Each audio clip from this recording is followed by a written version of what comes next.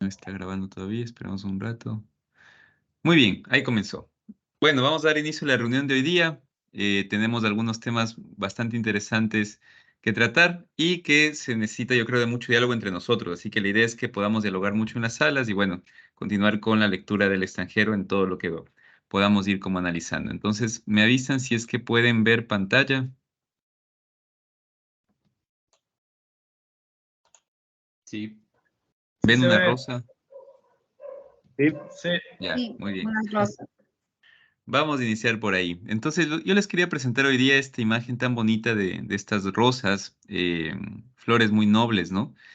Porque quiero, en base a esta impresión que tengamos, nosotros les invito a que poco podamos contemplar estas flores, imaginarnos, ¿no? Quizá nosotros hemos tenido a veces contacto con las rosas, la gran mayoría, si no ahorita todos somos de Ecuador, y bueno, Ecuador es un país exportador inclusive de rosas, ¿no? Sin embargo, creo que Angelus Silesius, un poeta antiguo, pudo plasmar muy bien el sentido de las rosas. Entonces les quiero compartir un poema de Angelus Silesius que habla sobre las rosas. Entonces, el poema tiene nada más que tres versos, una estrofa, ¿no? Y dice así: La rosa es sin por qué, florece porque florece. No presta atención a ella misma, no se pregunta si uno la ve. Es un poema muy bonito, ¿no? Y en su lengua original suena mejor porque la rosa es sin por qué, en el idioma original es de Rose Stone Barum. Qué bonito, ¿no? Cómo suena. De Rose Stone Barum. La rosa es sin por qué, florece porque florece, ¿no? Ahí, nosotros la anterior vez habíamos hablado de este ser en sí mismo, ¿no? El ser que se basta con su propia existencia, que no se pregunta por el sentido, que no trata de dar como una especie de horizonte vital, sino simplemente su existencia ya encierra todo, ¿no? Y el poeta nos da a entender eso. La rosa es sin porqué, no necesita un porqué, es sin porqué, simplemente florece, se basta con florecer. No presta atención a ella misma, no es consciente de sí misma, ¿no? Y no pregunta tampoco si uno la ve, tampoco es consciente de la otra. Simplemente lo que hace es florecer, ¿no? Qué bonito, esa es la unión de la rosa, ¿no? Nosotros en este poema está claramente el en sí mismo.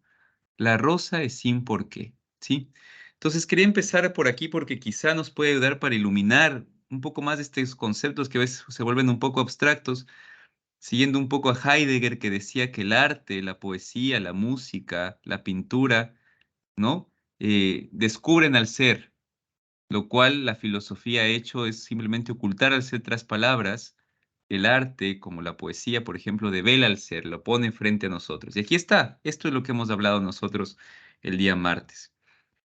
Junto con esta develación del ser, vemos ahora la contraposición, y también les quiero leer un poema que contrapone el en sí mismo con el para sí, que es el ser humano. Habíamos hablado el martes que hay algo, un ser que es un ser para sí, que busca un propósito, un sentido, ¿no? Y voy a volver para eso al poema que ya habíamos nosotros leído de Pedro Salinas, y lo voy a volver a repetir a esa luz para poder un poco iluminar este para sí, ¿no? Y este para sí ahora va a estar unido al amor. Entonces simplemente se los voy a leer. No de corrido, quizá me voy a detener en algunas cosas para también hacer un contraste, ¿no? Pedro Salinas nos dice, es un poema, no está completo, he sacado extractos nada más. Es un mismo poema, pero son los extractos del poema. Habíamos leído la anterior vez que vivir desde el principio es separarse. En el primer encuentro, con la luz, con los labios, el corazón percibe la congoja de tener que estar ciego y solo un día. Habíamos hablado de cuando uno sale del vientre de su madre, se separa, pero al mismo tiempo que se separa, se encuentra con el rostro de la madre. Ese es el principio. En el principio nos separamos. Y en esa separación a la vez se da el primer encuentro. Y de ahí viene amor, ¿no? Amor es el retraso milagroso de su término mismo. Es prolongar el hecho mágico de que uno y uno sean dos en contra de la primera condena de la vida, de la separación primera. Y el poeta continúa, ni en el llegar ni en el hallazgo tiene el amor su cima. El amor no alcanza su plenitud ni en el llegar, ni cuando nos llegue el amor, en el enamoramiento, en la persona amada, ni cuando lo hallamos en el otro o en las cosas. Ahí no está su cima.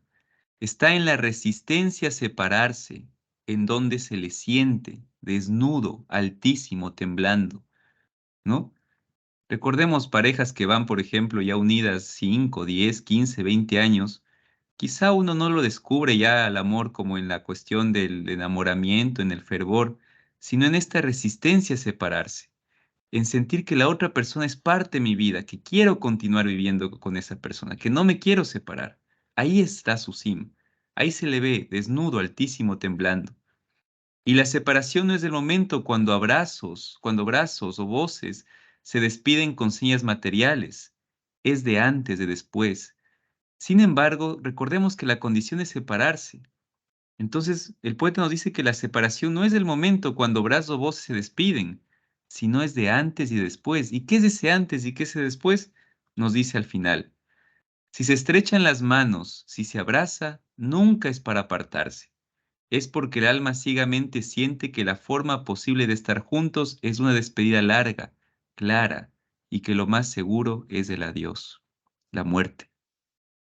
Entonces, es un poema potente. ¿Por qué? Porque nos pone frente a actos que solo son del ser humano. El amor, el enamorarse, la vida, la muerte, el separarse. Aquí la rosa no podría abarcar, porque la rosa es sin por qué. Florece porque florece, ¿no? Ahí vemos nosotros dos cosas, el en sí mismo y el para sí, ¿no? Entonces, con esto que nosotros tenemos, no me quiero alargar mucho, simplemente habíamos visto estos conceptos abstractos y ahora entramos un poco a el absurdo como tal de Camus, ¿sí? Que nos va a iluminar un poquito el libro. Entonces, el ser para sí, este ser que busca el sentido en las cosas, se topa con un sentimiento del absurdo, dirá Camus, con el sentimiento propio del absurdo. ¿Qué es este sentimiento del absurdo? Leamos el mito de Sísifo en la página 24. Saco un extracto de ahí. Ahí nos dice qué es este sentimiento del absurdo. ¿Qué es lo que nos dice? Los hombres, habla del todo el ser humano en general, también segregan lo inhumano, dice. En ciertas horas de lucidez, el aspecto mecánico de sus gestos, sus pantominas privadas de sentido, hace estúpido todo cuanto le rodea. ¿Cómo entender este sentimiento del absurdo? Imaginémonos nosotros un día yendo por la calle, caminando, y de repente nos hacemos en un momento conscientes de que hay cosas que nos rodean, que nos superan, que nos trascienden, que parecen que no son parte de nosotros mismos, ¿no? Imaginémonos una piedra, por ejemplo, una piedra que podemos ver en el camino. No podemos terminar de entender qué es esa piedra, qué representa en la vida, por qué está ahí. O si nos ponemos frente a un paisaje enorme, frente a una montaña grande, nos damos cuenta que su inmensidad nos trasciende, es más grande y nos produce este sentimiento que se llama de distintas formas náusea, angustia, vértigo, horror, de sentir que la realidad parece que va por otro lado, ¿no? Que está más allá de nosotros, que no la podemos ni siquiera comprender del todo. Y ese sentimiento que podemos albergar es el sentimiento del absurdo, ¿no? Yo no sé si algún rato les ha pasado a mí de niño, yo me acuerdo haberme puesto algún rato frente al espejo y haberme visto cuando era más pequeño y decir, ¿este soy yo? ¿Esto que me estoy viendo con mis manos? ¿Por qué muevo mis manos? ¿Este que me estoy viendo? ¿Qué significa? ¿Este es Daniel, el Daniel que yo creo, que yo veo? No sé si les ha pasado y si no, pónganse un día frente al espejo y mírense y pregúntense quiénes son, ¿no? O sea, ¿por qué son así? ¿Por qué se están moviendo? ¿Qué hace que se muevan? Interróguense ustedes y posiblemente surja un sentimiento del absurdo, una especie de vértigo, ¿no? Porque su existencia les va a interpelar. Ese es un poco el sentimiento que uno alcanza cuando empieza a tener ciertas horas, como dice el mito de Sísifo, de lucidez. El aspecto mecánico de sus gestos, es decir, sus pantomimas privadas de sentido es estúpido todo cuanto le rodea, ¿ya? Entonces, comenzamos a hacernos conscientes de que hay algo, una existencia que no la terminamos de aprender, que no termina de ser nuestra, que es extraña a nosotros, que también es extranjera a nuestra vida, ¿sí? Entonces, para Camus, todo lo que existe, el mundo que se presenta como algo absurdo, como algo carente de sentido en sí mismo. el ser en sí, no tiene sentido para nosotros, nos sigue pareciendo muy lejano, muy distante en nuestras vidas. En esta existencia también, en esta existencia absurda, también estamos nosotros, porque nosotros también somos seres que existimos. Pero ahora mi pregunta es, ¿por qué existimos en lugar de no existir? Y esta ha sido la pregunta que se han hecho muchos filósofos y que en un momento determinado desembocó en una especie de angustia también, de absurdo, porque Leibniz, un filósofo muy famoso, hizo una pregunta clave para la filosofía. ¿Por qué hay algo en lugar de nada? Y esto les pregunto a ustedes. ¿Por qué Tati? ¿Por qué Jonathan? ¿Por qué el chino? ¿Por qué el Alexis? ¿Por qué ustedes existen en lugar de no existir? ¿Por qué? No sé si han hecho ustedes alguna vez esta pregunta. ¿Por qué existo en lugar de no existir? ¿Por qué hay algo en lugar de nada? ¿Cómo responderían ustedes esta pregunta? ¿Sí? ¿Cómo saldrían de este interrogante? Porque ustedes están en la existencia, pero sin embargo, han venido a esta existencia, pero ustedes no eligieron existir.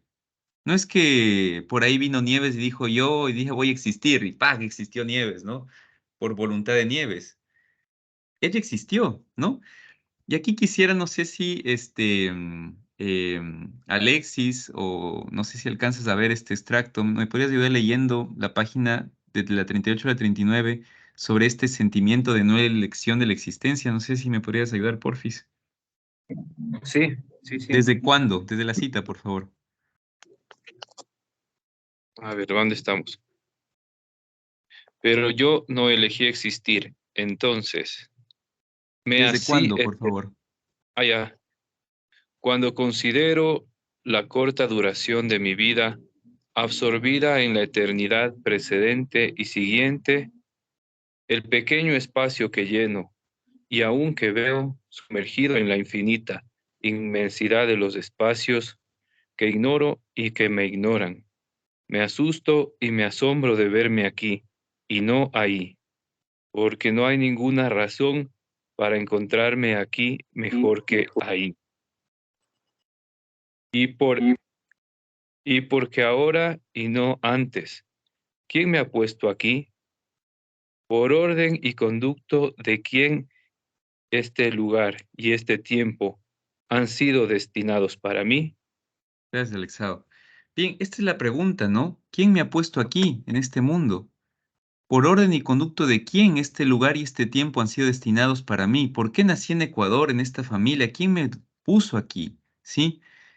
¿Por qué? ¿De dónde viene esta existencia, no? Y por otro lado, ¿cómo sé yo, y eso irá el mito de Sísifo, que la no existencia, es decir, la muerte, es mejor o peor que la existencia? ¿Cómo sé que lo que se viene, si es que hay algo que viene después de la muerte, es mejor? ¿O cómo sé que es peor? ¿Quién me lo asegura? ¿Sí? Entonces caemos en una especie de absurdo porque hay un sentimiento en nosotros de intriga, de angustia, ¿no? Porque la vida se hace muy extraña, muy grande, demasiado inconmensurable. Y ahí comienza a impregnar en nosotros un existencialismo profundo, ¿sí? Nosotros, en cambio, podemos decir, pero bueno, ¿quién me puso en esta existencia? ¿Quién hizo que yo existiera? Pero ahí está Dios, podemos decir, ¿no es cierto? Una de las nuestras salidas, ¿no? Está Dios, Dios me puso en este mundo, Dios hizo que existiera. Ya, muy bien, dirá Camus, pero entonces la razón de la existencia estaría puesta en Dios y no en mí. Por lo tanto, yo no sería el propicio de mi existencia. Entonces yo no le doy una razón a mi existencia, no le estoy dando la razón de mi existencia a otra cuestión trascendente que no soy yo, que me da un sentido. Pero entonces esto se abre un abanico inmenso de posibilidades, ¿no? Porque ¿qué es Dios? Preguntémonos. Entonces, la existencia comienza a complejizar y parece que comenzamos a encontrarnos en callejones ya sin salida, ¿no? Por lo tanto, se dirá que nosotros entonces, como no elegimos existir, como Dios no viene a nosotros en forma física ni en forma completamente concreta, nos dice, oye, yo te elegí, tú exististe para esto, no se revela así tampoco la divinidad, simplemente se nos revela como una especie de, sí, experiencias, sentimientos, ideas. Van a decir los existencialistas y los absurdistas como Camus que somos entonces arrojados al mundo, ¿no? Somos arrojados, nos arrojan al mundo para que nosotros descubramos las cosas por nosotros mismos, ¿sí? Y entonces la única salida que logramos ver ante esto es que para poder entender un poco quiénes somos hay que trascendernos, porque en nosotros mismos vamos a ver que no encontramos un para qué. Siempre estamos buscando encontrar el sentido en las otras cosas, en mi mamá, en mi papá, en mis hijos, en mi persona, ¿no? Y ahí justamente en esta necesidad llega el para sí del que nosotros hemos estado conversando, ¿sí? El buscar el sentido. Entonces, la idea sería ser seres en sí mismos, ¿no? Que nos abastecemos con nosotros, que encontramos la completud en nosotros. Pero el ser humano no es así. El ser humano siempre está queriendo buscar y salir por un sentido, ¿sí? ¿Y por qué queremos buscar un sentido? Dirá Camus, porque hay una conciencia que es la conciencia de muerte.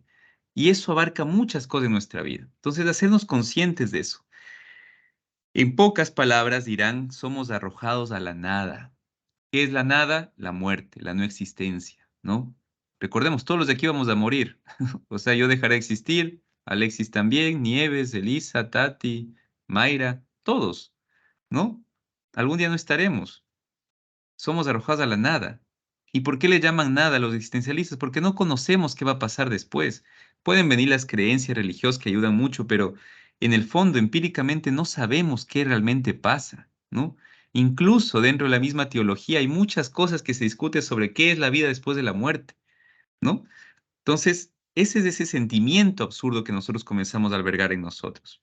Bien, entonces, el ser para sí interroga al mundo por el sentido y el mundo se queda en completo silencio, no responde. Yo le pregunto a la planta, ¿para qué existo? No me dice nada. Le pregunto a otra persona, oye, ¿para qué existo yo? Te va a decir para cualquier cosa, el otro te va a decir para otro, el animal te va a decir, no te va a decir nada. El mundo se queda callado frente a esa pregunta. Háganle esa pregunta y van a ver qué le responde, ¿no? A ver si le responde algo. ¿Y por qué no pueden responderles nada a la planta, el animal? Porque viven en sí mismos, porque su existencia les basta, ¿sí? Entonces, ¿cuál es el absurdo? ¿Cuál es la médula del absurdo? Es mi relación entre el pensamiento y las cosas. Mi pensamiento, las cosas son en sí, no son en sí mismo absurdas, está un poco mal. Aquí es no son en sí mismo absurdas. O sea, las cosas que existen, lo que yo pienso, no es absurdo.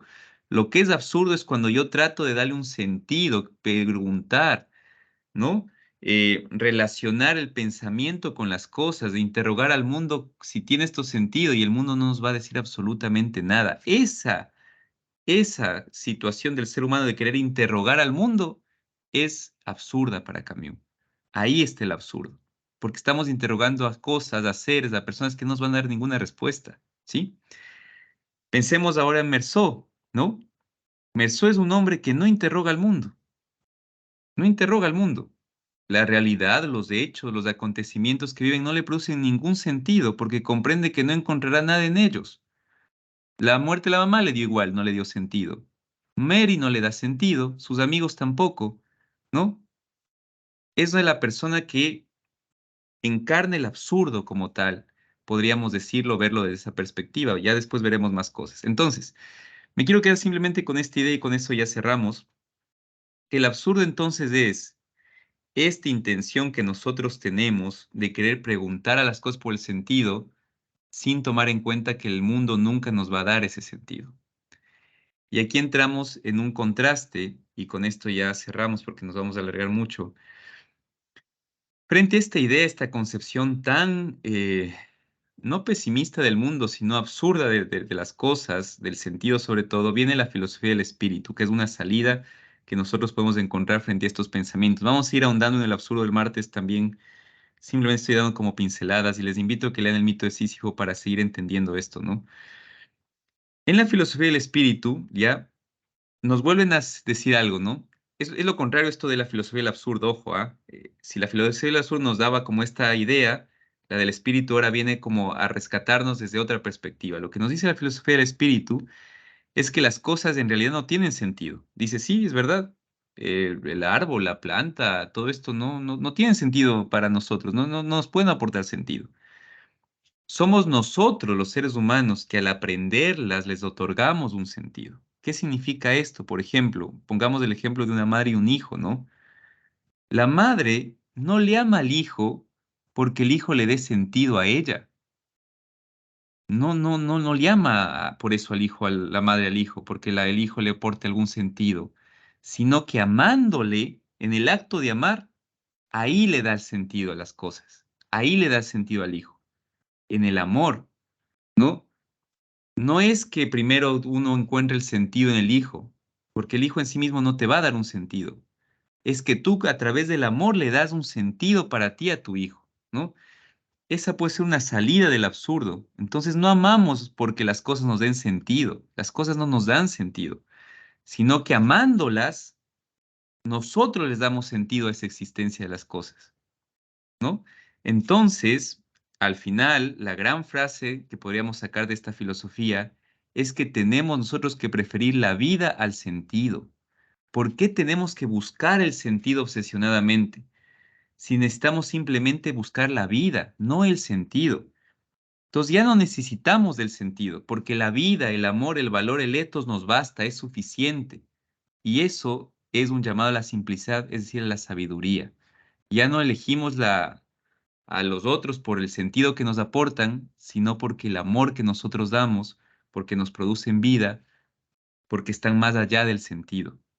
Entonces, esa es la contraposición, ¿no? Como también para en contraste entender la filosofía del absurdo versus la del sentido, ¿no? Bien, hasta aquí, final por este momento. Como digo, el martes podremos ir ahondando un poco más y entendiendo más cosas. Bien, para dar inicio a la lectura nos quedamos en el capítulo 2, leímos el capítulo 2 la vez pasada, 3 acontecimientos importantes del capítulo 2, ¿no? Recordemos que Merceau se encuentra preso, entonces recibe la visita de Mary en la cárcel de su amada, de su querida, con la que se iba a casar. Recordemos que esta visita es un poco simplista, ¿no? Ellos dos se quedan viendo, no hay mucho diálogo entre ellos. Merceau percibe muchísimo ruido con las demás visitas, más bien se centra en describir los gritos que tiene la visita de al lado, las cosas que pasan con una madre y un hijo que se quedan simplemente viéndose a través de la ventanilla en silencio, al final se despiden. Y Mary le alcanza a decir que Raimundo le manda saludos, él dice gracias y este diálogo se termina. Sí, Merceau regresa a su celda y comienza todo un pensamiento en cuestión de la libertad, ¿no? Dice que él extrañaba sentirse un hombre libre. ¿Y qué significaba eso? Tener la posibilidad de caminar por la playa, ¿no? Tener la posibilidad de salir donde él quisiera, tener la posibilidad de tener una mujer a la quien amar, con la quien acostarse, inclusive tener un cigarrito que fumar, ¿no? Pero se da cuenta que todas estas privaciones es parte del castigo por lo que cometió, ¿no? Entonces, en estas situaciones se halla y finalmente nos da toda una descripción de cómo él está buscando salidas al aburrimiento. Y una de esas salidas vemos nosotros que es a través del recordar, ¿no? Recuerda hechos de su vida, recuerda a sus amantes anteriores y nos dice que bastaría con haber vivido un solo día para poder tener cientos de años en la cárcel, porque con un día vivido ya podríamos recordar muchas cosas en nuestra vida, ¿no? Comienza a acostumbrarse incluso y comienza a llamar un nuevo hogar a la cárcel, se acostumbra a un nuevo estilo de vida. Eso es el capítulo 2 en esencia, de vamos al 3. Estamos en época de verano, hace calor y se está dando justo el traslado al tribunal de Merceau. Merceau ve que es un tribunal grande, se le va a enjuiciar, está mucha gente y él está a punto de entrar ya con el tribunal y el juez está a punto de iniciar el juicio, ¿no? Hasta ahí nos quedamos. Entonces, bueno. Como verán, el tema del absurdo, y esto es un poco complicado. Lo que les doy son pinceladas muy grandes. Hay que profundizar más, ciertamente. Pero bueno, creo que nos puede como ir ayudando para algo, ir entendiendo también esto de Merceau. Entonces, bueno, continuamos con nuestra lectura. No sé, mamá, si nos podrías comenzar leyendo, por favor, desde Noté, que es justo ahí donde nos quedamos del martes. Claro que sí. Gracias. Dice, noté en ese momento que toda la gente se reunía, se interpelaba y conversaba como en un club donde es agradable encontrarse entre personas del mismo mundo. Me expliqué también la extraña impresión que sentía de estar de más, de ser un poco intruso. Sin embargo, el periodista se dirigió a mí, sonriente. Me dijo que esperaba que todo saldría bien para mí. Le agradecí y agregó, usted sabe, hemos hinchado un poco el asunto. El verano es la estación vacía para los periódicos y lo único que valía algo era su historia y la del parricida. Me mostró enseguida en el grupo que acababa de dejar a un hombrecillo que parecía una comadreja cebada con enormes gafas de aro negro. Me dijo que era el enviado especial de un diario en París. No he venido por usted, desde luego, pero como está encargado de informar acerca del proceso del parricida, se le ha pedido que telegrafíe sobre su asunto al mismo tiempo. Ahí, otra vez, estuve a punto de agradecerle, pero pensé que sería ridículo. Me hizo un breve ademán cordial con la mano y nos dejó. Esperamos aún algunos minutos. Llegó el abogado de toga, rodeado de muchos otros colegas. Fue hacia los periodistas y dio algunos apretones de mano. Bromearon, rieron y parecían sentirse muy a su gusto hasta el momento en que el campanilleo sonó en la sala. Todos volvieron a sus lugares. El abogado vino hacia mí. Me estrechó la mano y me aconsejó que contestara brevemente a las preguntas que se me formularan, que no tomara la iniciativa y que confiara en él para todo lo demás. Oí el ruido de una silla que hacían retroceder a la izquierda y vi a un hombre alto, delgado, vestido de rojo, con lentes, que se sentaba arreglando cuidadosamente la toga. Era el procurador. Un ujier anunció la presencia del tribunal. En el mismo momento comenzaron a zumbar dos enormes ventiladores. 3 jueces, 2 de negro y el tercero de rojo. Entraron con expedientes y caminaron rápidamente hacia el estrado que dominaba la sala. El hombre de toga roja se sentó en el sillón del centro, colocó el birrete delante de sí y enjugó el pequeño cráneo calvo con un pañuelo y declaró que la audiencia quedaba abierta. Los periodistas tenían ya la estilografía en la mano. Aparentaban todos el mismo aire indiferente y poco zumbón. Sin embargo, uno de ellos, mucho más joven, vestido de franela gris con corbata azul, había dejado la estilográfica delante de sí y me miraba. En su rostro, un poco asimétrico, no veía más que los 2 ojos, muy claros, que me examinaban atentamente, sin expresar nada definible, y tuve la singular impresión de ser mirado por mí mismo. Quizá haya sido por esto, o también porque no conocía las costumbres del lugar, pero no comprendí claramente todo lo que ocurrió enseguida. El sorteo de los jurados, las preguntas planteadas por el presidente al abogado, al procurador y al jurado. Cada vez todas las cabezas de los jurados se volvían al mismo tiempo hacia el tribunal.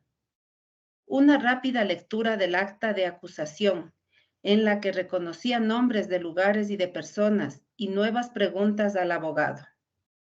El presidente dijo que iba a proceder al llamado de los testigos. El ujier leyó unos nombres que me atrajeron la atención.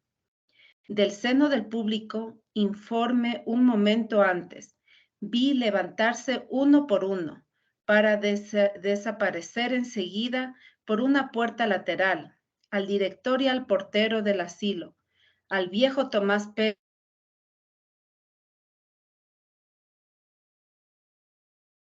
Esta me hizo una ligera seña ansiosa. Estaba asombrada aún de no haberlos visto antes, cuando al llamado de su nombre se levantó el último. Celeste reconocía a su lado a la mujercita del restaurante con la chaqueta y el aire preciso y decidido. Me miraba con intensidad, pero no tuve tiempo de reflexionar porque el presidente tomó la palabra. Dijo que iba a comenzar la verdadera audiencia y que creía inútil recomendar al público que conservara la calma. Según él, estaba allí para dirigir con imparcialidad la audiencia de un asunto que quería considerar con objetividad. La sentencia dictada por el jurado sería adoptada con espíritu de justicia y en cualquier caso, haría desalojar la sala al menor incidente. Gracias, mamá. Listo. Nieves, ¿podrías ayudarnos, por favor? Claro. Muchas gracias. El calor aumentaba. En la sala los asistentes se abanicaban con los periódicos, lo que producía un leve ruido continuo de papel arrugado. El presidente hizo una señal y el ujier trajo 3 abanicos de paja trenzada que los 3 jueces utilizaron inmediatamente. El interrogatorio comenzó enseguida. El presidente me preguntó con calma y me pareció que aún con un matiz de cordialidad. Se me hizo declarar otra vez sobre mi identidad y a pesar de mi irritación, pensé que en el fondo era bastante natural porque sería muy grave juzgar a un hombre por otro. Luego el presidente volvió a comenzar el relato de lo que yo había hecho, dirigiéndose a mí cada 3 frases para preguntarme, ¿es así? Cada vez respondí, sí, señor presidente, según las instrucciones del abogado. Esto fue largo porque el presidente era muy minucioso en su relato. Entretanto, los periodistas escribían. Yo sentía la mirada del periodista más joven y de la pequeña autómata. La banqueta de tranvía se había vuelto toda entera hacia el presidente. Este tosió, hojeó el expediente y se volvió hacia mí abanicándose. Me dijo que debía abordar ahora cuestiones aparentemente extrañas al asunto, pero que quizá le tocasen bien de cerca.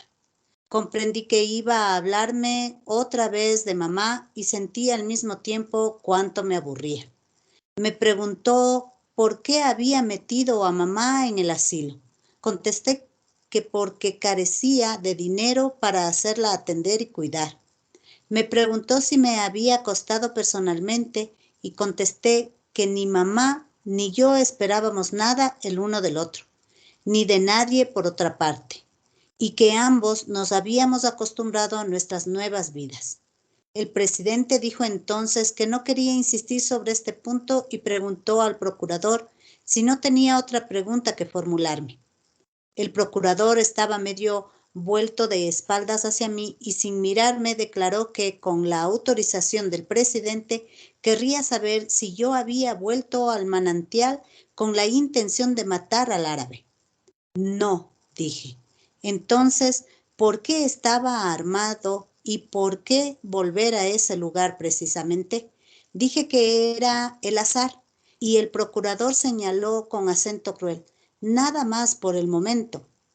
Todo fue enseguida un poco confuso, por lo menos para mí. Pero después de algunos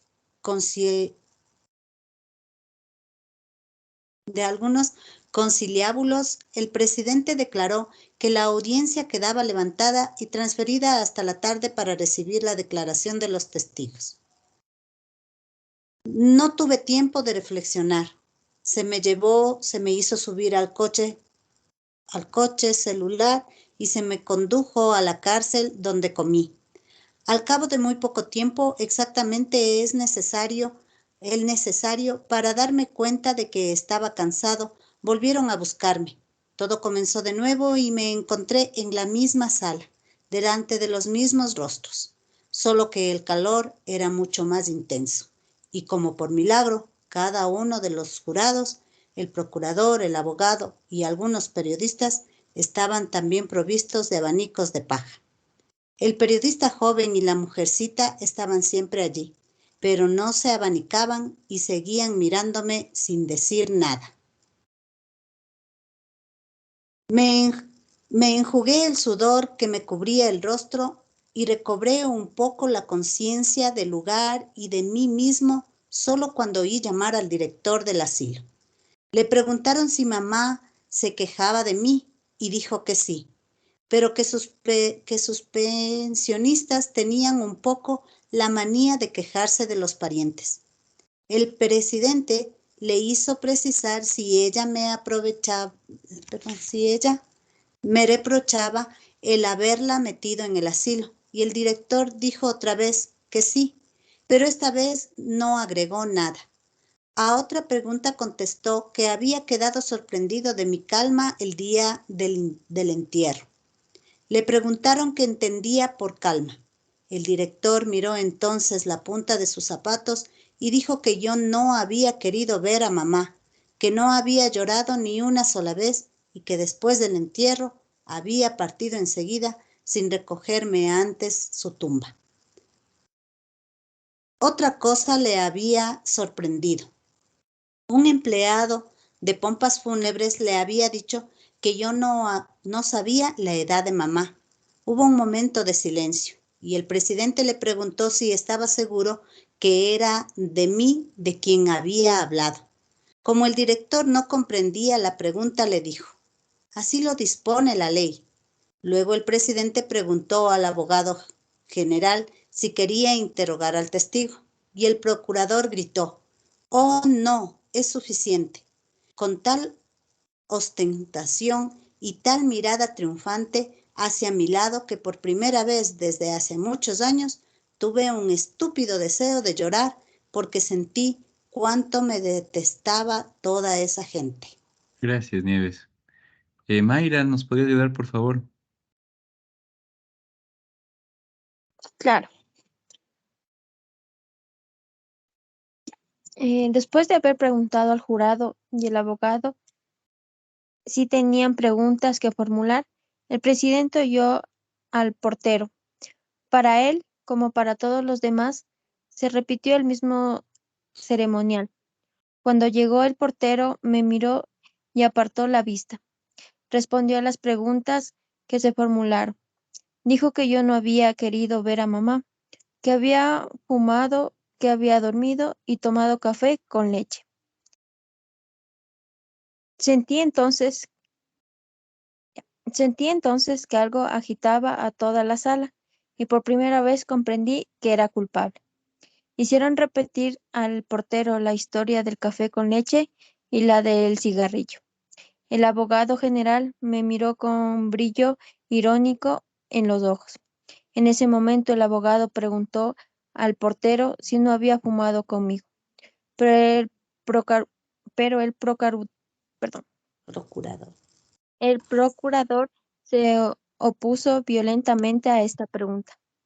¿Quién es aquí el criminal y cuáles son los métodos que consisten en manchar a los testigos de la acusación para desvincular testimonios que no por eso resultan menos aplastantes? Pese a todo, el presidente ordenó al portero que respondiera a la pregunta. El viejo dijo con aire cohibido: sé perfectamente que hice mal, pero no me atreví a rehusar el cigarrillo que el señor me ofreció. En último lugar, me preguntaron si no tenía nada que agregar. Nada, respondí, solamente que el testigo tenía razón. Es verdad que le ofrecí un cigarrillo. El portero me miró entonces con un poco de asombro y una especie de gratitud. Vaciló, luego dijo que era él quien me había ofrecido el café con leche. El abogado triunfó ruidosamente y declaró que los jurados apreciarían. Pero el procurador atronó sobre nuestras cabezas y dijo: si los señores jurados apreciarían y llegarán a la conclusión de que un extraño podía proponer tomar café, pero que un hijo debía rechazar delante del cuerpo de la que había dado la vida. El portero volvió a su asiento. Cuando llegó el turno a Tomás Pérez, un higier tuvo que sostenerlo hasta que la barra. Pérez dijo que había conocido principalmente a mi madre y que no me había visto más que una vez, el día del entierro. Le preguntaron qué había hecho yo ese día y respondió: ustedes comprenderán, me sentía demasiado apenado, de manera que nada vi. La pena me impedía ver, porque era para mí una pena muy grande y hasta me desmayé.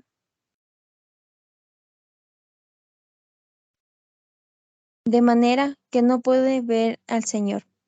El abogado general le preguntó si por lo menos me había visto llorar. Pérez respondió que no. El procurador dijo entonces a su vez: los señores jurados apreciarán. Pero el abogado se había enfocado en preguntar a Pérez, en tono que me pareció exagerado, si había visto que yo no había llorado. Pérez dijo no. El público rió y el abogado, recogiendo una de las mangas, dijo en tono perentorio: he aquí la imagen de este proceso. Todo es cierto y nada es cierto. El procurador tenía el rostro impenetrable y clavaba la punta del lápiz en los rótulos de los expedientes. Gracias, Mayra. Nati, no sé si nos podría ayudar, por favor. Sí. A ver, Gracias. después de 5 minutos de suspensión, durante las cuales el abogado me dijo que todo iba bien, se oyó que la defensa citaba a Celeste. La defensa era yo. Celeste echaba miradas hacia mi lado de cuando en cuando y daba vueltas a un panamá entre las manos. Llevaba el traje nuevo que se ponía para ir conmigo algunos domingos a las carreras de caballos, pero creo que no había podido ponerse el cuello porque llevaba solamente un botón de cobre para mantener cerrada la camisa. Le preguntaron si yo era cliente suyo y dijo, sí, pero también era un amigo. Lo que pensaba de mí y respondió que yo era un hombre, que entendía por eso, y declaró que todo el mundo sabía lo que eso quería decir. Se había notado que era reservado y se limitó a reconocer que yo no hablaba para decir nada. El abogado general le preguntó si yo pagaba regularmente la pensión. Celeste se rió y declaró: esos eran detalles entre nosotros. Le preguntaron otra vez qué pensaba de mi crimen. Apoyó entonces las manos en la barra y se veía que había preparado alguna respuesta. Dijo: para mí es una desgracia. Todo el mundo sabe lo que es una desgracia. Lo dejó a uno sin defensa. Y bien, para mí es una desgracia. Iba a continuar. Pero el presidente le dijo que estaba bien y que se le agradecía. Entonces Celeste quedó un poco perplejo, pero declaró que quería decir algo más. Se le pidió que fuese breve, repitió aún que era una desgracia. Y el presidente dijo: sí, de acuerdo, pero estamos aquí para juzgar desgracias de este género. Muchas gracias. Como si hubiese llegado al colmo de su sabiduría y de su buena voluntad. Celeste se volvió entonces hacia mí. Me pareció que le brillaban los ojos y él temblaban los labios.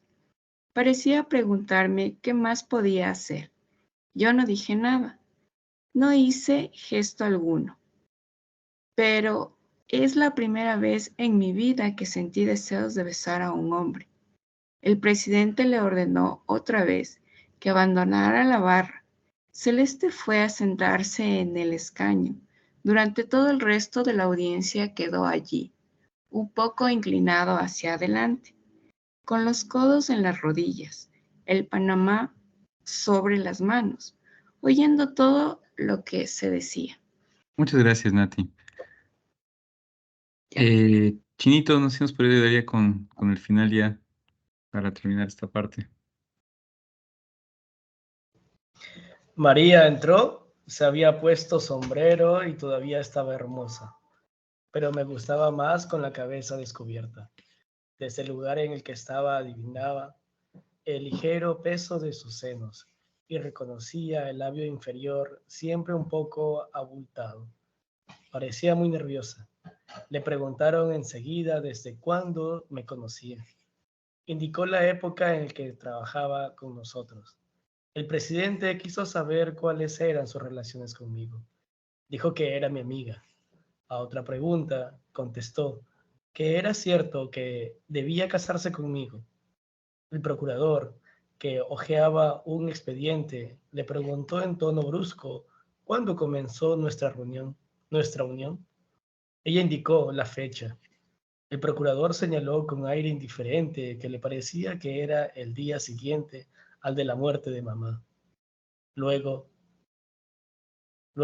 dijo con ironía que no querría insistir sobre una situación delicada, que comprendía muy bien los escrúpulos de María, pero, y aquí un acento se volvió más duro, que su deber le ordenaba pasar por encima de las convivencias. Pidió pues a María que resumiera el día en el que yo la había conocido. María no quería hablar, pero ante la insistencia del procurador recordó el baño, la ida al cine y el regreso a mi casa.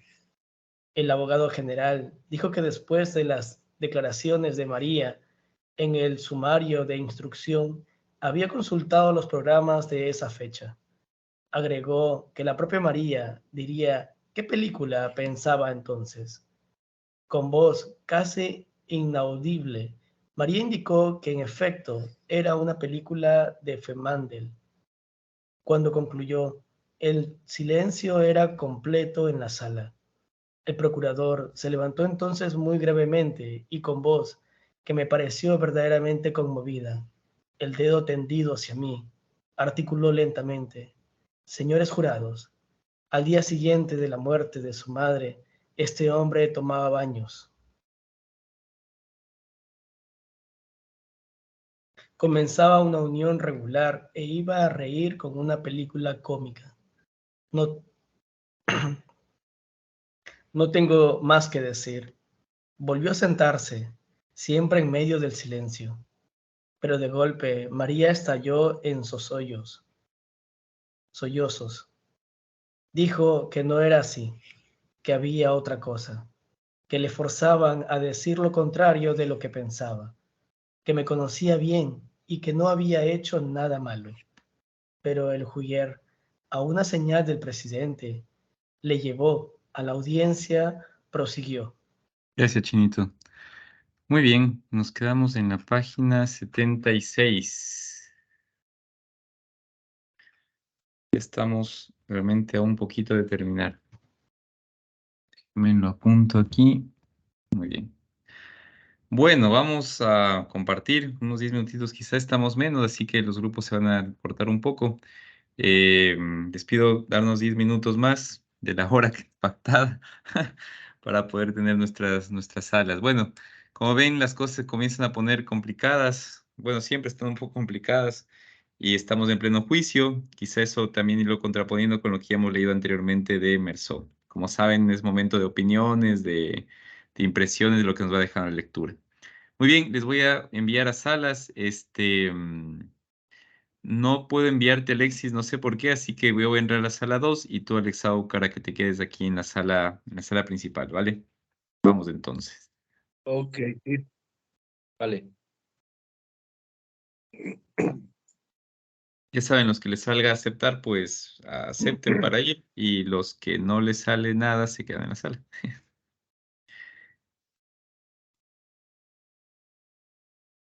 Yo ya ingreso a la sala 2, donde voy a estar, solo me voy a asegurar de que todos puedan ingresar a la reunión. Están. María nada más veo que no logra todavía, está en espera. Bien, voy a darle que se une y hoy ingreso a la 2. Ya está en la reunión. Muy bien. Listo, nos vemos, Alexa, entonces. Ok, nos vemos. Ustedes están 3. Cada sala estamos con ese número, así que bueno, ahí compartimos. Ok.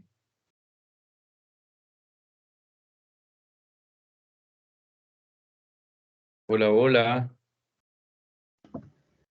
Hola Alexis. Hola Mayra. Hola. No puedo prender la cámara, no sé por qué. Pero bueno, disculpe. No, no te preocupes. Es que se puede en buena hora, si no, tranqui. Sí. Bueno, pues estamos los tres nomás, ¿no? Miren, vamos a sacar provecho de este tiempito. Vamos a tomar en cuenta algo muy, muy importante. Antes de dar nuestros criterios, opiniones y reflexiones, tomemos en cuenta lo siguiente. Dos palabras, la sabiduría, una, y la segunda, la erudición. La erudición que en sí es tener conocimiento de temas variados. Ejemplo, ¿no? Aquella persona que tiene conocimiento de matemática, tiene conocimiento de filosofía, de gramática y muchas materias o cosas. Es un erudito, conoce de muchas cosas. Y por otro lado, la sabiduría, que en sí la sabiduría nace del corazón, ¿no?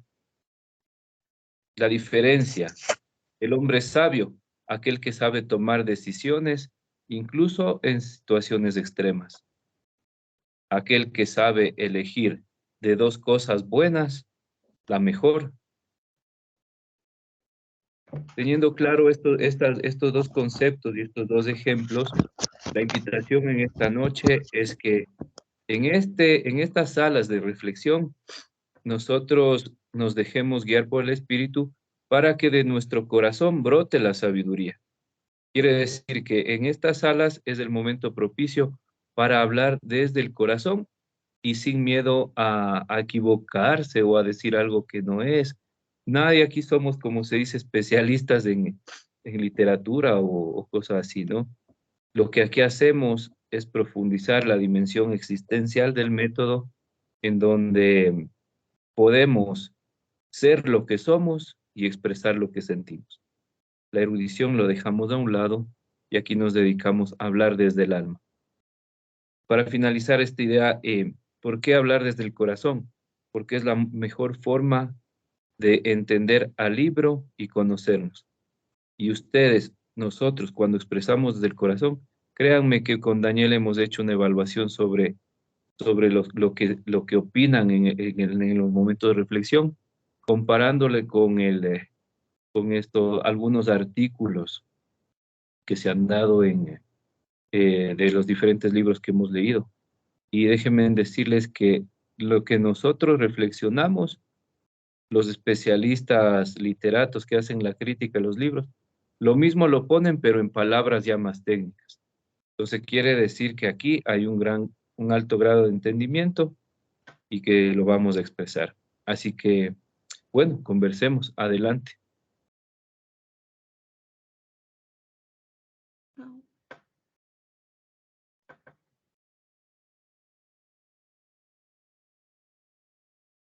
No, gracias Alexis por darnos esta pequeña introducción.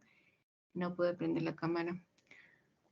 Pero como tú dices, el sentimiento del amor, bueno, es parte del día a día porque tenemos que como que retrotraernos a eso, o sea, hacer las cosas con amor, para un poquito adicionar tu comentario. De ahí, obviamente, la lectura, yo siempre estoy impresionada con el relato del personaje principal, ¿no? O sea, ahora que está en el desarrollo de la audiencia y que él sigue como que estando en el limbo, mejor tiene otras como que imaginaciones o pensamientos, incluso sexuales, no sé, me pareció en esta parte de la lectura.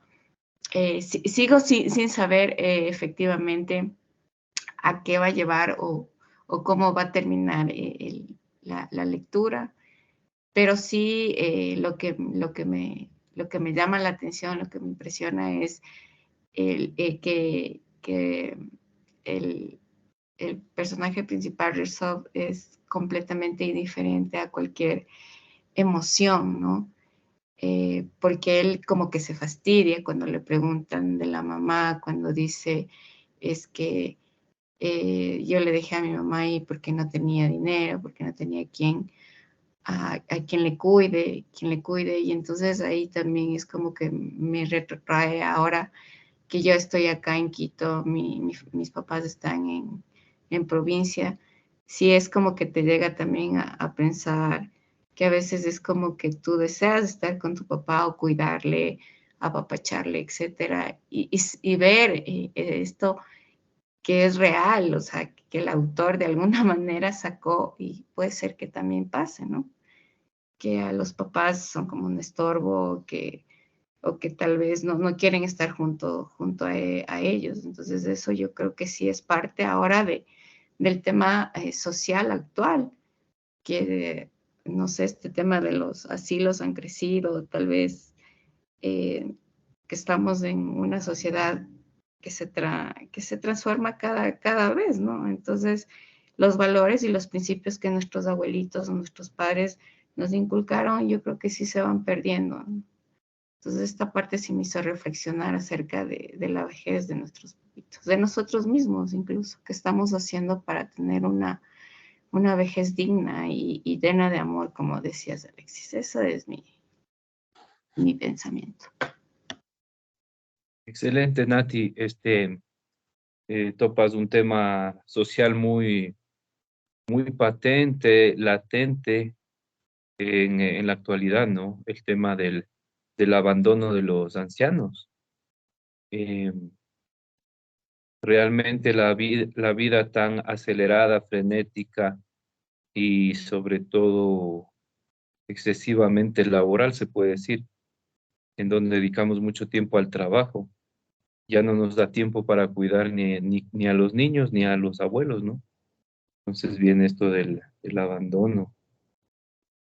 Puede haber muchas justificaciones realmente, pero claro, digo, por sobre todas las cosas, quizás ese sentido de ser recíprocos, ¿no? Ahora, entrando en el texto, eh, estamos frente a un texto tipo policial, como investigativo, como estamos en una audiencia, en un juicio, y también yendo al otro lado, también estamos siendo jueces fuertes de Mersón, ¿no? De todo lo hemos dicho. El anterior le dijeron que es un inmaduro, un inconsciente, un indiferente, un frío. eh, lo hemos juzgado, creo que los 15 o 20 que asistimos a las sesiones, le hemos dado duro. Pero ya creo que es del tiempo algo de la empatía. ¿Por qué? Porque se acuerdan, en la anterior ya estuvo consciente de que está preso. En esta ya lloró, dijo que lloró o tuvo ganas de llorar cuando vio que tanta gente le odia. Ahora ya se movió un poquito. Entonces ya está como sintiendo algo, y quizás nosotros podríamos ya sentir empatía por él, ¿no? Por otro lado, la moral, claro, es un juicio muy moralista. ¿Por qué Mersó, un día después de la muerte de su madre, no guarda luto? En esos tiempos se guardaba el luto un mes mínimo y se andaba vestido de negro. ¿Por qué no guarda luto y se va al cine, se va a la playa y de paso se va con la chica de una noche de pasión? Entonces viene el juicio moral. Hasta ahí creo que estamos. Ahora, no sé si Mayra también tienes algo que... Sí, a lo largo que estamos ya en la lectura, podemos ver que todo lo que le hemos dicho al personaje es lo que le están ahorita juzgando sus conocidos, se podría decir, que la mayoría le tiene como una persona fría, que no le... O sea, todo lo que le hemos dicho, ¿no? A lo largo de esta lectura, y como igual lo mencionaste, que él también se está dando cuenta, o sea, como que recién él se está dando cuenta de cómo él estaba tratándole a los demás, se podría decir. Entonces como que ya se está conmoviendo un poquito, pero aún así le falta, eh, o sea, no sé si le falta más conocerse a él o ver cómo era él y con los relatos que le van diciendo cada persona que le va conociendo, como que él recién se está dando cuenta de cómo es él. Entonces, creo que ahorita sí es un golpe duro para él lo que ahorita ya está en la cárcel y darse cuenta de que cómo pensaba la gente de él. Entonces, creo que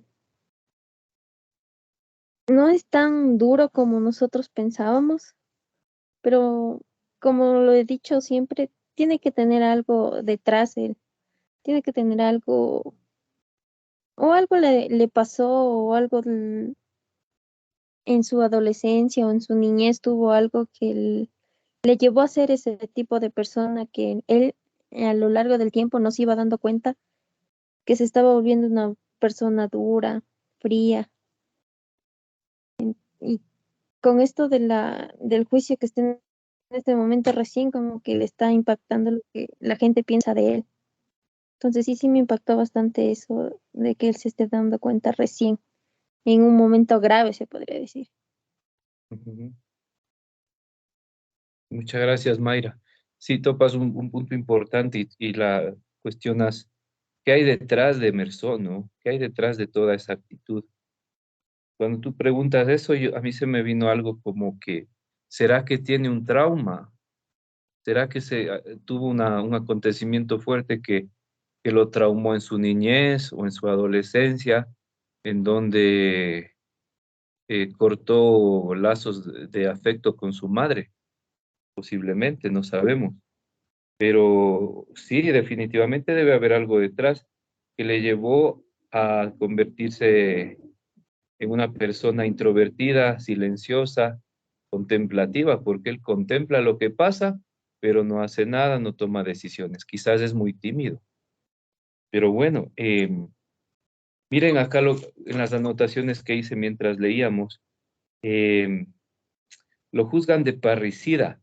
Y el parricidio es cuando uno asesina, comete un delito en contra de un familiar, puede ser la madre, el padre, o el hijo o los hermanos. El parricida. Eh, a él no lo están juzgando porque ha matado a un árabe todavía, ¿no? Todavía no topan el tema del árabe. Ahorita lo que le están interrogando es ¿por qué metió a mamá al asilo? ¿Y por qué más le preguntan? Ya, y lo que dijimos en la anterior, eh, ¿por qué después de un día después del velorio se fue a la playa, se fue al cine y se fue con la chica? De eso le están juzgando ahorita. Entonces, eh, yo creo que aquí se da el tema, eh, creo que Camus quiere hacer una crítica por medio de Meursault a al establecimiento moral que hay en las culturas, a lo moralista. Eh, quizá Meursault, a Meursault no le nace guardar luto de un mes, de vestirse de negro y de no ir a fiestas. Quizá él sabe llevar el duelo de distinta manera, ¿no? Y les hago la siguiente pregunta. El duelo. Hoy está muy de moda escuchar esa palabra, sobre todo en las rupturas amorosas. Eh, cuando uno termina una relación, los jóvenes sobre todo, dicen que rompieron hace una semana y este fin de semana me voy a bailar con mis amigos y con mis amigas y me pongo la mejor gala y me visto bien y me pongo guapo o me pongo bonita y salgo a bailar porque no puedo dejarme ganar de la depresión y de la tristeza. ¿Qué pasa si me dejo ganar de la depresión? El lunes no voy a avanzar a trabajar, no voy a ir a trabajar, no voy a ir a estudiar. Entonces tengo que animarme y salir. Voy con mis amigas a conversar, con mis amigos a bailar y trato de darme ánimo y vida.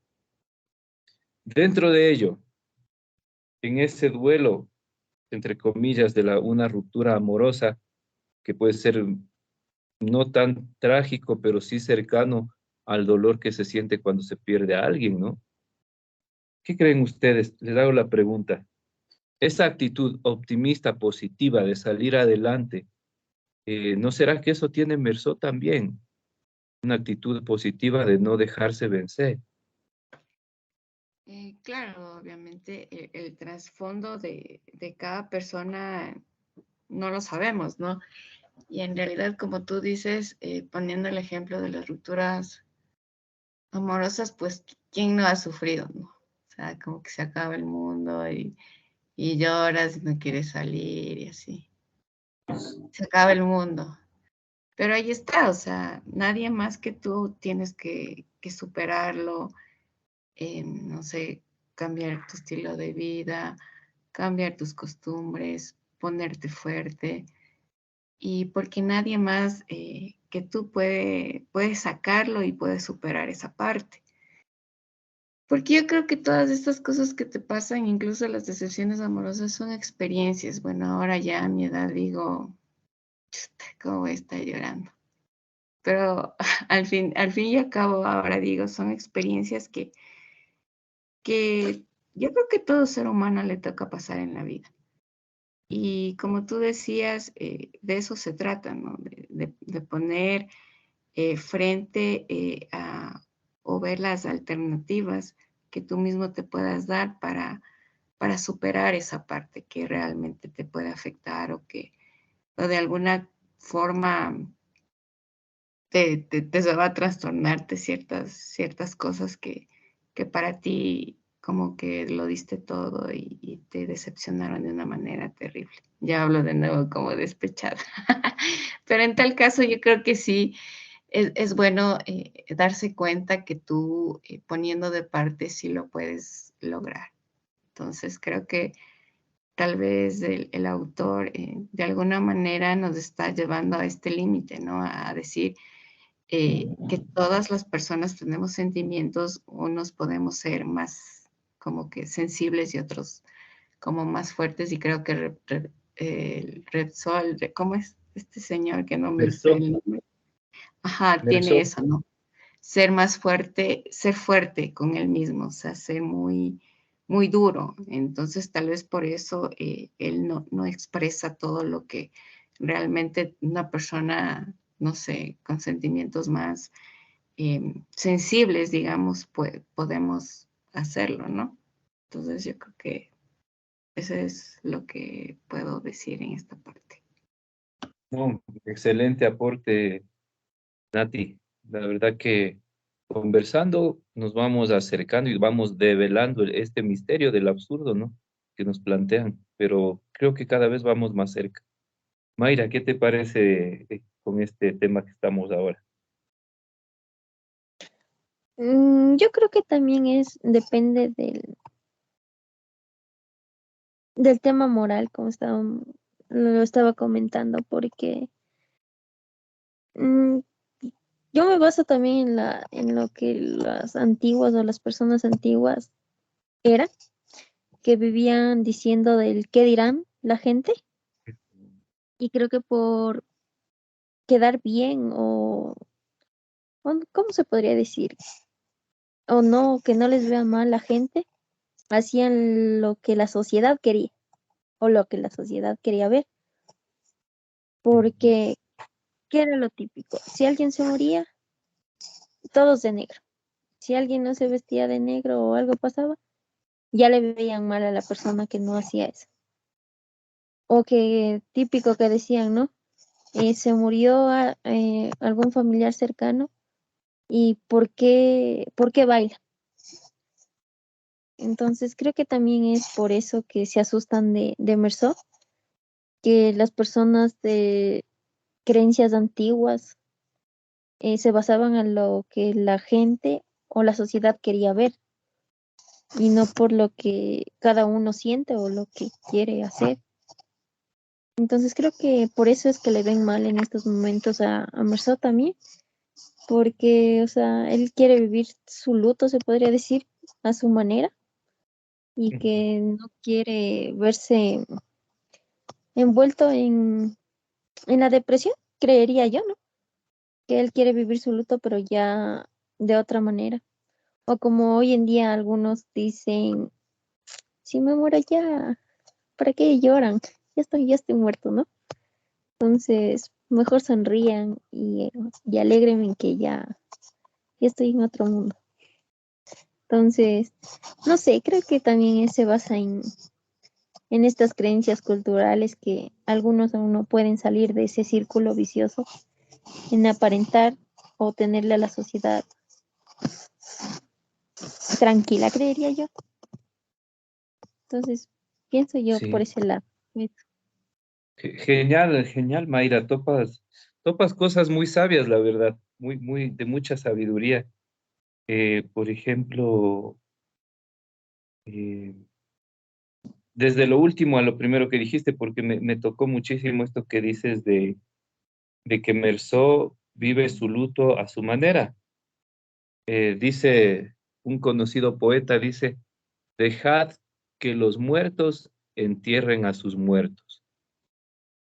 ¿Y por qué vas a hacer ayuno y vas a estar de luto cuando el novio está vivo? Ya cuando me muera, ahí harán luto y ayuno, dice. Pero cuando yo esté vivo, celebren, que el día sea una fiesta, dice, ¿no? Topas un punto súper importante, que es el tema cultural. El qué dirá la gente, que tan típico, ¿no? En mis abuelitas y mis bisabuelas, mis bisabuelos, era muy típico el que dirán, mijito, pórtese bien, haga esto así asado, porque ¿qué vaya a decir la gente? Era muy típico. Las, las apariencias, el vivir de apariencias, eh, hacer lo que la sociedad quiere ver. Claro, ¿qué quiere ver la sociedad? Que seas un hombre de éxito, que tengas un buen trabajo, buena casa, buen carro, buen marido, buena esposa e hijos. El prototipo de la familia americana, norteamericana de Hollywood, de la película, o de Disney, algo así, ¿no?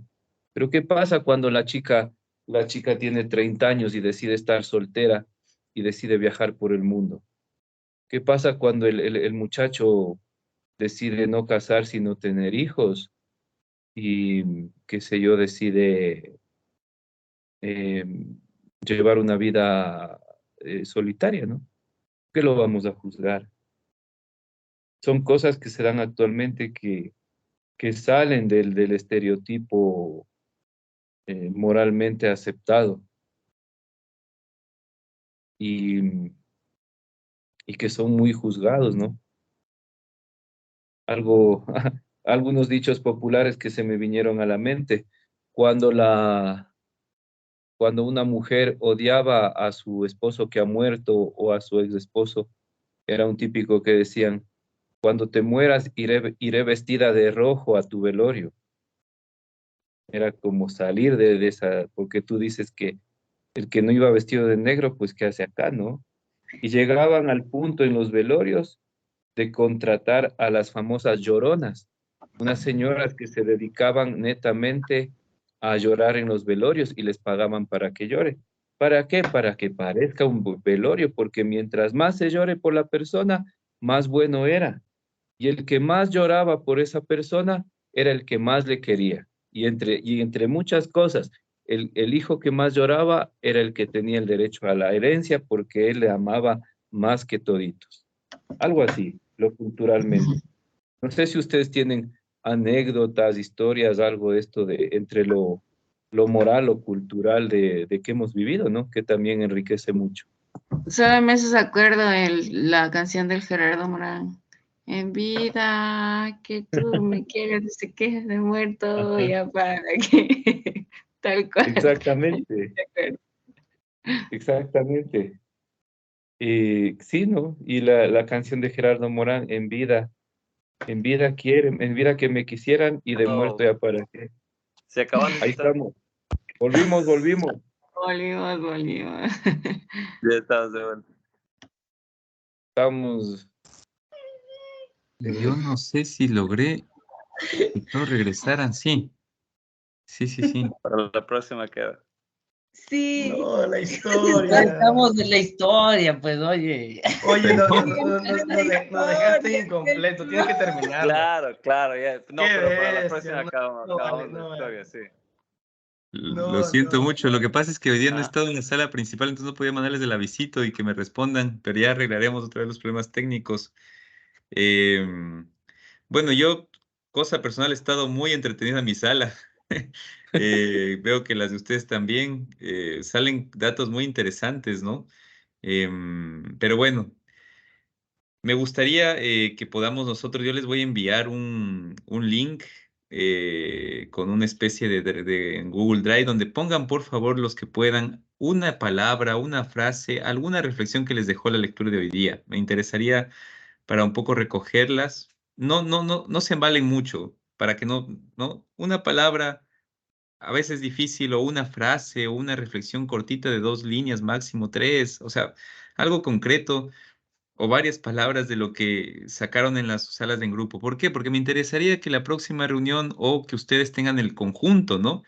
Recojo y les envío a todos todo lo que ha salido de reflexión entre ustedes para poder leerlas todos, ¿no? Y poder tenerlas todos lo que han dicho en las salas.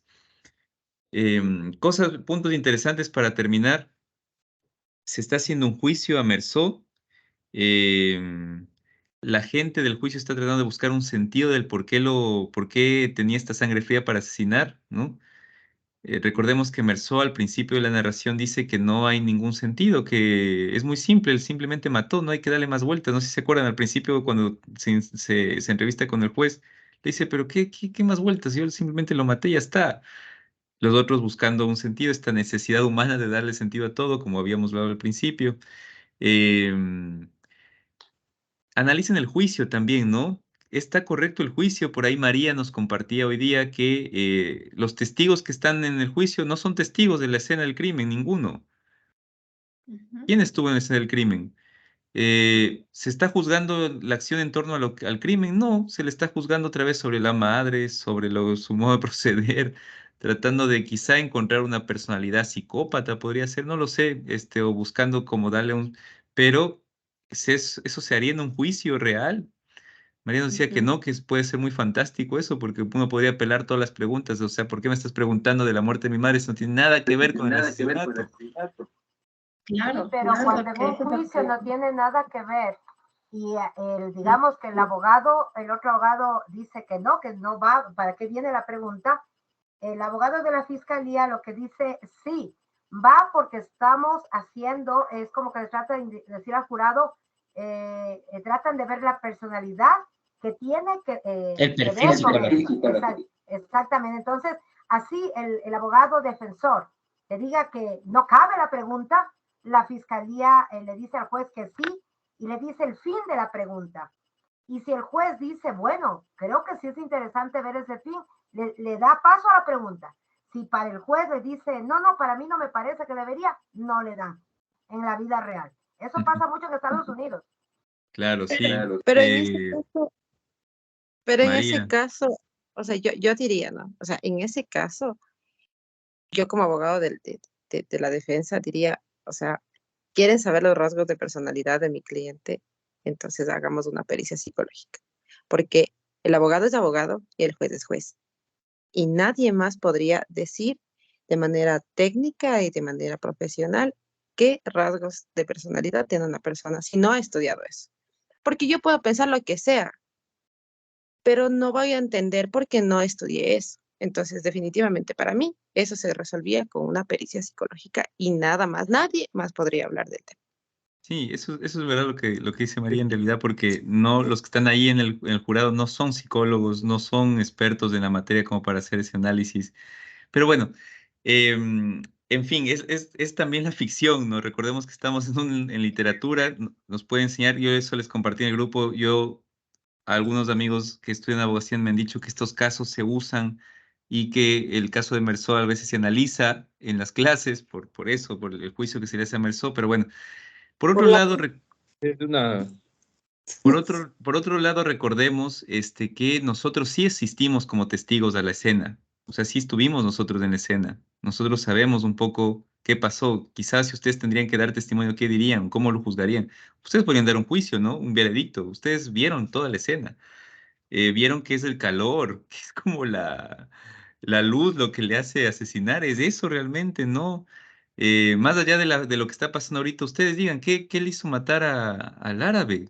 ¿Qué le llevó a Merzó a asesinar? Porque en el fondo Merzó no tenía bueno, al amigo le hirió, pero él no estaba vinculado en nada con el árabe.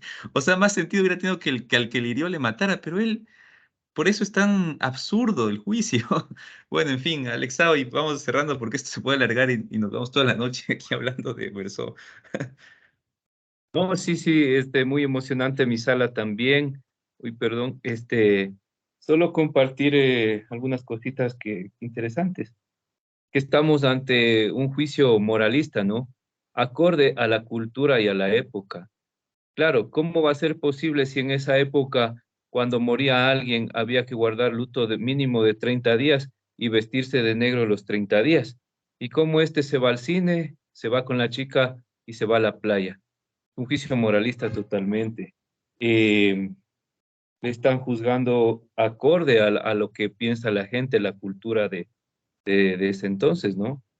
Fue bonito acá, sacamos algunas anécdotas de los velorios, por ejemplo, que culturalmente el hijo que más lloraba era el que más le quería al papá y por ende tenía el derecho a la herencia también, ¿no? Cuando a la mujer no le quería al esposo, le decía, en tu velorio iré vestida de rojo, porque todos iban de negro. Cosas simples que vamos viendo que son estereotipos culturales, los cuales si no seguimos, somos juzgados. Por ejemplo, Mayra decía esta frase muy típica de, ¿qué dirá la gente? Que viene desde los bisabuelos y los abuelos, que mi hijo, compórtate bien, porque ¿qué va a decir la gente si te vistes así o si andas de esta forma? El qué dirá de la gente, el vivir de las apariencias. Y creo que todo esto a mí me está causando empatía por Meso, porque lo están juzgando por, quizás su actitud no será una actitud de sobrevivencia, de que si es que él no toma esta actitud un poco fría, entraría en una depresión tenaz que quizá le lleve incluso al suicidio, no sé, ¿no? Pero Merzó quizás lo está haciendo para sobrevivir, o sea, y la soledad, todo lo que él ha vivido, no creo que sea tan fácil cargarlo, ¿no? Tiene que hacer algo para sobrevivir. Y bueno, como que ya me nace empatía por Merzó y seguir todavía profundizando este tema. Agradecer que cada comentario me ayuda a entender más del libro. Hasta ahí nomás. Sí. Gracias. Bueno, vamos, gracias, Alexado. La verdad que nos compartes cosas muy importantes, puntos que podemos ir viendo. Finalmente, un punto que María también recalcó en la sala es qué le hizo a María, la del personaje, a Mari, enamorarse de Merzó tan fuertemente, ¿no? Está muy enamorada, pero ¿por qué? Nosotros también asistimos a ese encuentro. Todos nosotros asistimos al encuentro de María con Merzó. ¿Qué se le metió, no? ¿En qué se fijó? Y bueno, Tati por ahí también dio algunas salidas, pero bueno, vamos pensándolo, también vamos abriendo más puntos, ¿no? Vamos abriendo más puntos. Y eso, piensen también en lo del absurdo que compartí al principio, tiene que ver también con la obra, no está aislado, y vamos tratando de irle dando una salida. Mamá, alzaste la mano, no sé si algo más. Sí, sí, sí, no sé, bueno, en nuestro grupo solo son dos cosas que vimos medio como interesantes, ¿no? Del comportamiento de Merzó. El uno es que comenzó a sentirse culpable, o sea, después de oír tantas cosas, él es que dijo, es como que recién está entendiendo que es culpable. Y también ante la mirada, no sé, yo no recuerdo bien si era del procurador, de cuál de los personajes, le dio como ganas de llorar, dice, tengo unas ganas estúpidas de llorar. Entonces, nos llamó la atención, o sea, a mí en lo personal igual me llama la atención, porque es como que recién está despertándose, no sé, pareciera. Eso es lo que quería señalar. Sí, interesante los dos puntos que mencionas. Parece que el sentimiento aflora. em, se me ocurre con lo que tú dices también. Ojo que Mersó es muy sensible a los estímulos externos, ¿no? El sol, el ruido, la bulla, la gente, el calor, ¿no? Y en un punto de la narración dijo que eso le anulaba los sentimientos, ¿no? ¿Qué tiene que ver ahora con esto que quiere llorar y eso? ¿Por qué? ¿Qué está sucediendo? Si vuelven a leer, van a leer cosas muy finas. Lo que pasa es que hay relatos, en este relato hay cosas muy finas que solo van saliendo en las salas como vamos viendo. Uno a veces las deja desapercibidas hasta que el otro me dice. Toda esta riqueza es importante, no olvidarla. Yo lo que le decía a María un poco cuando nos planteaba el tema de qué le vio a Mersó, qué le vio María a Mersó, vuelvan a revisar, luego vuelvan a leer y saquen punto por punto los encuentros, por ejemplo. Hagan una lista de todos los momentos en que se encontraban María y Mersó, qué pasaba entre ellos. Vayan sacándolos. Si alguien se anima, hágalo. Si alguno tiene, en vez de un domingo en la tarde ponerse a ver televisión, vuelvan a leer y vayan como separando solo los momentos de los encuentros entre los dos. A ver qué hay en común en todo eso, qué se logra. Mamá, ¿algo más? Sí, en algún momento María le dice a Mersó que le gusta lo distinto que es, lo diferente que es a otras personas. Por eso está enamorada de él. Vamos sacando más cosas. Muy bien, sí, es un buen punto. Tati también mencionó un poco eso, que quizá esta falta de empatía de Mersó con el resto, esta como distancia puede ser lo que le gustó, el ser distinto, el ser extranjero.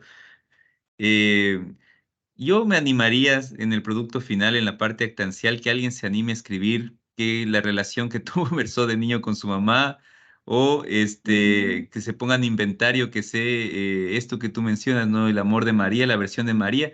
¿Qué tal si alguien de aquí hace la versión de María, ¿no? Y ponen ahí lo que pasaba con María y relatan un nuevo cuento con eso, ¿no? Quizá cuando dicen ahí María se topó en la playa con Mersó y después ustedes continúan, ¿no? María se quedó pensando en Mersó, pensaba en su manera de ser. Yo qué sé, se inventan otra ala y publican un libro de Mersó, de María y Mersó, ¿no? No sé, que la creatividad aflore. Muy bien, nos despedimos, una riqueza de reunión. Y bueno, cuídense mucho, nos veremos el día martes. El martes terminamos el libro, por cierto. Y jueves hay feriado y el otro martes cerramos con broche de oro con Diego Chamorro que va a rematar este libro, no sé con qué. Y posiblemente el jueves nos demos una reunión más de cierre porque creo que hace falta hablar un poco entre nosotros sobre qué nos va resonando el absurdo. Sería bacán escucharnos. Al final, ojo que estamos leyendo a un absurdista que es Camus. Algo también nos debe dejar como moraleja de qué es el absurdo. Estamos frente a frente a la obra de uno de estos personajes. Chinito, algo más. ¿En dónde vas a pasar el link? A mí no me sale por aquí, o va a ser por el grupo de WhatsApp. Por el grupo de WhatsApp, mejor. Sí, sí, les voy a dejar para que lo llenen hasta el martes, porque traigo algunas cositas, sí, eso. Muy bien, gente, nos veremos. Cuídense mucho. Saludos, descansen. Nos vemos el sábado. Ojo que hay donde Doris me parece reunión. Los que pueden, por favor. Nos veremos. Sábado Buenas donde Doris, 5 de la noches. tarde. Descansen. Chao, chao, nos vemos. Gracias. Noche de hoy. Chao. Gracias.